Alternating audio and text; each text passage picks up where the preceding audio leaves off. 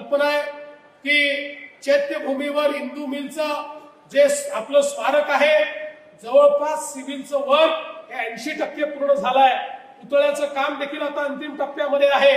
लवकरच अतिशय सुंदर अशा प्रकारचं भारतरत्न डॉक्टर बाबासाहेब आंबेडकरांचं स्मारक हे त्या ठिकाणी सुरू होईल. मागच्या काळामध्ये जपानच्या कोयासान विद्यापीठामध्ये आपण बाबासाहेबांच्या पुतळ्याचं अनावरण केलं. लंडन मध्ये भारतरत्न डॉक्टर बाबासाहेब आंबेडकर राहून ज्या ठिकाणी ज्या घरात राहायचे ते घर विकत घेऊन तिथे म्युझियम आपण तयार केलं. नागपूरच्या दीक्षाभूमीला 200 कोटी रुपये देऊन त्या ठिकाणची सगळी व्यवस्था आपण तयार करतो. आणि एक आपला अनफिनिश्ड अजेंडा होता.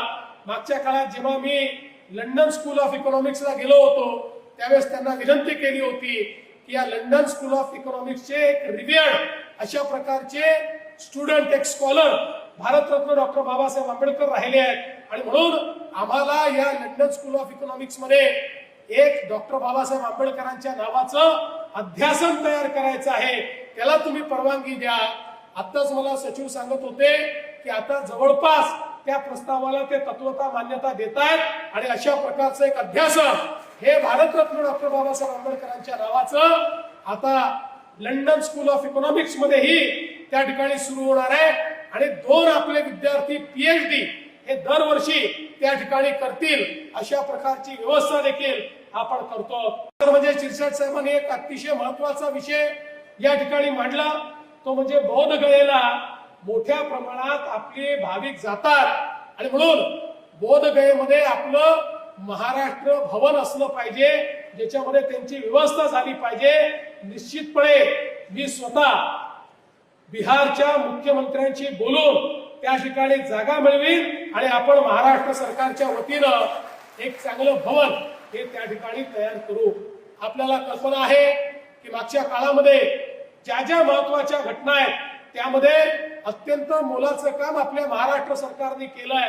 मग जसं शिरसाट साहेबांनी सांगितलं पीपल्स एज्युकेशन सोसायटीला त्या ठिकाणी 500 कोटी रुपये आपण दिले आणि भारतरत्न डॉक्टर बाबासाहेब आंबेडकरांनी शिक्षणाकरता ज्या व्यवस्था उभ्या केल्या होत्या त्या सगळ्या व्यवस्था योग्य असल्या पाहिजेत. बिल्डिंग चांगल्या असल्या पाहिजेत. त्या चांगल्या चालल्या पाहिजेत. या दृष्टीने आपण हे काम केलेलं आहे. मी संजय शिरसाट यांचं मनापासून अभिनंदन करेन की आमच्या गोगावले साहेब सातत्याने मागणी करत होते आणि या ठिकाणी आपल्याला एक प्रकारे चांगल्या पद्धतीनं इथलं काम करायचं होतं. आम्ही सगळ्यांनी त्याला मान्यता दिली आणि आज अतिशय चांगलं अशा प्रकारचं चौदार तळ्याच्या सुशोभीकरणाचं एक काम आपण हातामध्ये घेतलेलं आहे. चौदार तळ्याचं पाणी हे निर्मल झालं पाहिजे. ते स्वच्छ असलं पाहिजे. इथे आलेल्या लोकांना भाविकांना सगळ्यांना एक आनंद मिळाला पाहिजे. इथली पवित्रता जपली गेली पाहिजे. अशा पद्धतीचं काम या ठिकाणी आपण हातामध्ये घेतलेलं आहे. माननीय शिंदे साहेब असतील अजितदादा असतानाच आपण याची सुरुवात केली होती. अजितदादा असतील आम्ही सगळ्यांनी त्याकरता मान्यता दिली आणि आज आपण त्याचं भूमिपूजन केलं आहे.